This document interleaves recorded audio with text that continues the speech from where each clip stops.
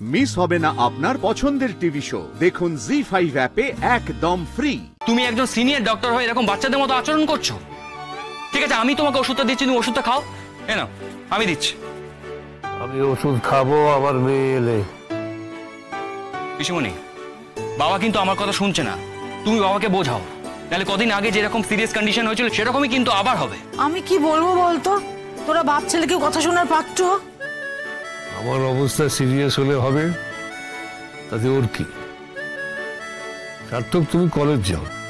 আচ্ছা বাবা, তুমি তো সেই মেয়েটিকে ফোন করেছিলে, তারপরেও সে কেন আসেনি? বাবা, তুমি কেন বুঝতে পারছো না ও তোমার ভালো মন্দের কেয়ার করে না? তুমি শুধু শুধু ওর কথা ভেবে যাচ্ছ। বাবা, ও যদি তোমার ব্যাপারে কেয়ার করতো না, তাহলে এর মধ্যে অ্যাটলিস্ট একবারের জন্য আসতো। কি করে জানবো? তুমি হয়তো তার সঙ্গে এমন বিহেভ করেছো, সে আসতে চাইছে না, আমাকেও অ্যাভয়েড করছে। আমি ওর সঙ্গে খারাপ বিহেভ করেছি, এটাও বলেছে? এবার বলার কি আছে? তুমি যে ওর সঙ্গে মধুর ভাবে কথা বলো না, সেটা তো আমরা সবাই জানি, দেখেছি। সেই তো আমিও দেখেছি। আশ্চর্য, সেসব তো অনেক আগের ব্যাপার। তোমার মেয়েকে এখন আমি আর কলেজে কিছু বলি না। আর আমি যে ওকে আগে বকতাম, অকারণে তো বকতাম না, নিশ্চয়ই কোনো কারণ ছিল, তাই বকতাম। তুই আর ওকে বকিস না? সত্যি? একেবারেই না। আর এখন তো অতটা অসভ্যতাও করে না, মুখে মুখে তর্কও করে না, ক্লাসে পড়াশোনাও করে। খুব বদলে গেছে মেয়েটা, তাই না?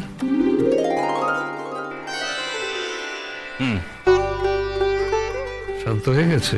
হ্যাঁ। রেজাল্ট কেমন করেছে? খুব ভালো। এমনিতে তো মাথা আছে, দুষ্টুমি না করলে পড়াশোনা একেবারে তুক।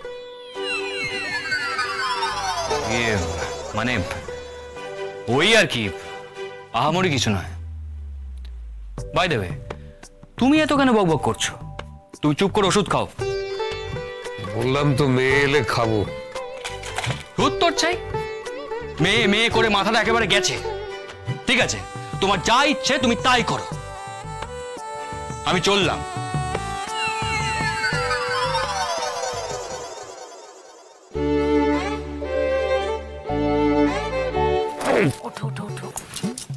দে তাড়াতাড়ি ওষুধ দে।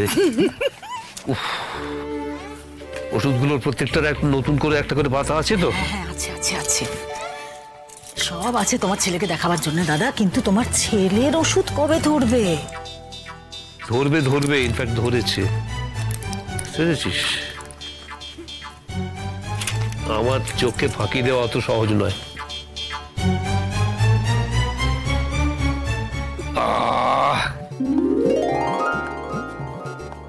দেখ না কি হয়। হ্যাঁ, সে তুই ভালোই করেছিস, তবে একটা বিষয় আমার ভীষণ খচখচ করছে। তোর একটা বিষয় খচখচ করছে, আমার তো পুরো বিষয়টাই খচখচ করছে। যাই হোক, তোর কি মনে হচ্ছে বল আমাকে। তুই না হয় রাজি হয়ে গেলি, কিন্তু অনিদার মা বাবা, স্পেশালি মাটা ভীষণ নোংরা বাজে মহিলা। ওনার কথাবার্তাই বোঝা যায় আমাদের গোটা পরিবারকে উনি পছন্দ করেন না। দিদি ভাই, আমার মনে হয় উনি তোকেও অ্যাকসেপ্ট করতে পারেননি।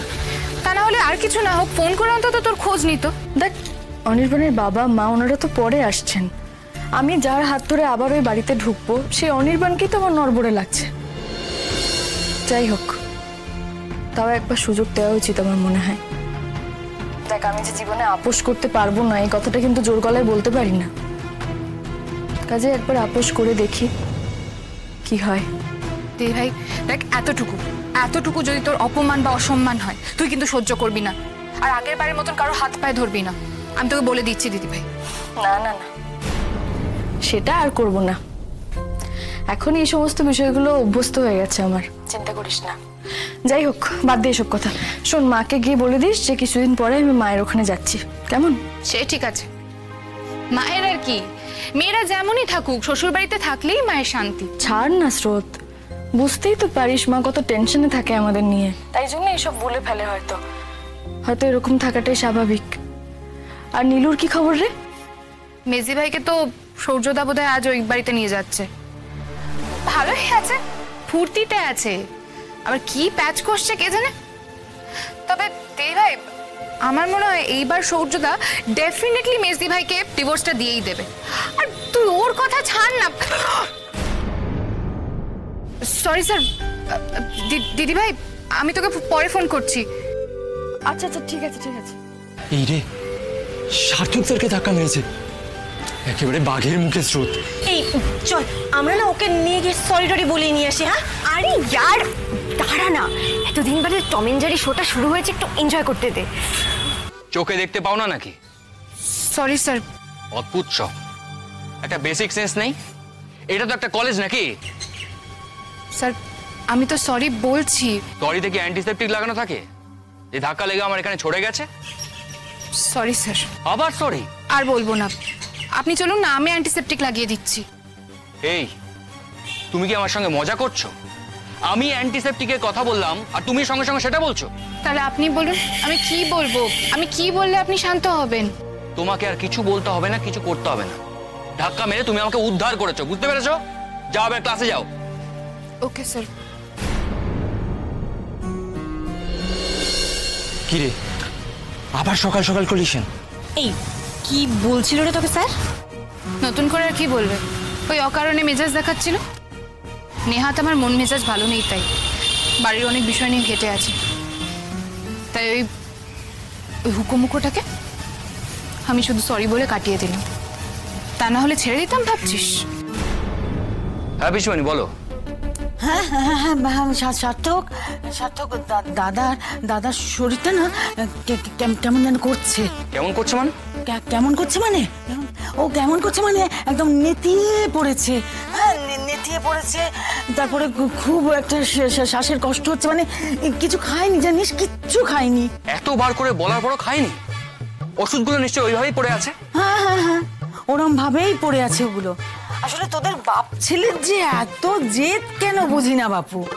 একটা মেয়ে আসলে, হ্যাঁ একটা মেয়েকে ফোন করলে সে চলে আসলে বাড়িতে সমস্ত সমস্যার সমাধান হয়ে যায় না, ওটা তো করবি না। আচ্ছা আচ্ছা তুই কি বুঝতে পারছিস না যে বাবার কিছুদিন আগে এত বড় একটা অসুখ হয়েছিল, হ্যাঁ সেখান থেকে মানুষটা উঠলো। আরে বাবা এবার যদি আবার একটা কোনো বাড়াবাড়ি কিছু হয়ে যায়, আমি কিছু জানি না, তুই যা পারিস তাই কর। ড্যাম ইট, বুড়োটা বুড়ো হচ্ছে না খোকা হচ্ছে তোমার দাদা। আমি কাউকে কিছু বলতে পারবো না, তুমি বলো, তুমি ওকে ফোন করো। ওই দেখো, আরে বাবা আমি ফোন করলে সে শুনবে কেন, তাই না? আমি কেন ফোন করব বলতো? ওই যে বাবাকে তাহলে হসপিটালে ভর্তির ব্যবস্থা কর, তারাই জোর করে ওষুধ খাওয়াক, আমার দরকার নেই। যদি একটা মেয়ে আসলে মানুষটা বাড়িতেই সুস্থ হয়ে ওঠে, তাহলে সেটাই তো করা ভালো নাকি? না না না সেটা তো করবি, তোদের তো সবটাতে বাড়াবাড়ি, আবার টানা হেঁচড়া কর, হাসপাতাল অমুক তমুক, সচ্ছ। তোমার হয়ে গেছে বলা, এবার রাখো তো।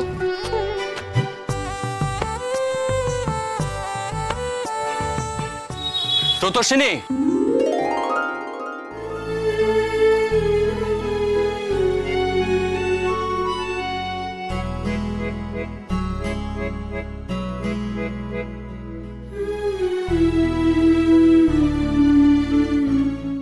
জি5 ডাউনলোড করুন আর সব এপিসোড দেখুন একদম ফ্রি।